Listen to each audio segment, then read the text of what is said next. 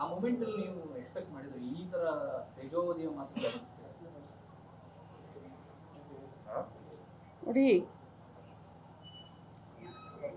ನಾವು ರಾಜಕಾರಣದಲ್ಲಿ ರೋಷಾವೇಶವಾಗಿ ನಾವು ಭಾಷಣವನ್ನು ಮಾಡಬಹುದು, ಆದರೆ ಇಲ್ಲಿಯವರೆಗೆ ನಾನು ಹುಟ್ಟಿದಾಗಿಂದ ಒಂದು ಇರಬೇಕು ಕೂಡ ಕಾಟ ಕೊಟ್ಟಂತವಳಲ್ಲ. ನಾನು ನನ್ನ ಪಾಡಿಗೆ ರಾಜಕಾರಣ ಮಾಡಿಕೊಂಡು ಕೈಲಾದಷ್ಟು ಜನರ ಸೇವೆಯನ್ನು ಮಾಡಿಕೊಂಡಿದ್ದಂತ. ಕೆಟ್ಟದ್ದನ್ನು ನೋಡಿದ್ರೆ, ಕೆಟ್ಟವ್ರನ್ನ ಕಂಡ್ರೆ ದೂರ ಹೋಗುವಂಥ ಸ್ವಾಭಾವಿಕ ರಾಜಕಾರಣದಲ್ಲಿ ಇದ್ದೀವಿ ಅಂತಂದರೆ ನಾವು ಸ್ವಲ್ಪ ಧೈರ್ಯದಿಂದ ಇರಬೇಕಾಗತ್ತೆ. ಆದರೆ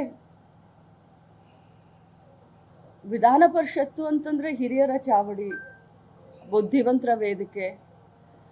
ಆ ವೇದಿಕೆಯಲ್ಲಿ ಅವ್ರು ಮಾತನಾಡಬೇಕಾದ್ರೆ ಎಲ್ಲರೂ ಧೃತರಾಷ್ಟ್ರ ಆದರು. ನನಗೆ ಅದು ಭಾಳ ಕೆಟ್ಟ ಅನಿಸ್ತು. ಕೇಳಿದವರು ಬಂದು ನನಗೆ ಪಕ್ಕಕ್ಕೆ ಬಂದು ಹೇಳ್ತಾರೆ, ಸಾರಿ ಅಂತ ಹೇಳ್ತಾರೆ. ಆದರೆ ಯಾರೂ ಕೂಡ ಅದನ್ನು ಖಂಡಿಸ್ಲಿಲ್ಲ. ನಮ್ಮ ಪಕ್ಷದವ್ರು ನನ್ನ ಬೆನ್ನಿಗೆ ನಿಂತ್ಕೊಂಡ್ರು. ಇವತ್ತು ರಾಹುಲ್ ಗಾಂಧಿ ಇದ್ರೆ ನಮ್ಮ ಕಾಂಗ್ರೆಸ್ ಪಕ್ಷ ಇದ್ರೆ ಲಕ್ಷ್ಮೀ ಹೆಬ್ಬಾಳ್ಕರ್ ಅಂತ ಹೇಳಿ ರಾಹುಲ್ ಗಾಂಧಿ ತೇಜೋವಧೆ ಮಾಡ್ತಾ ಇದ್ದೀರಾ. ಇರ್ರಿಲಿವೆಂಟು.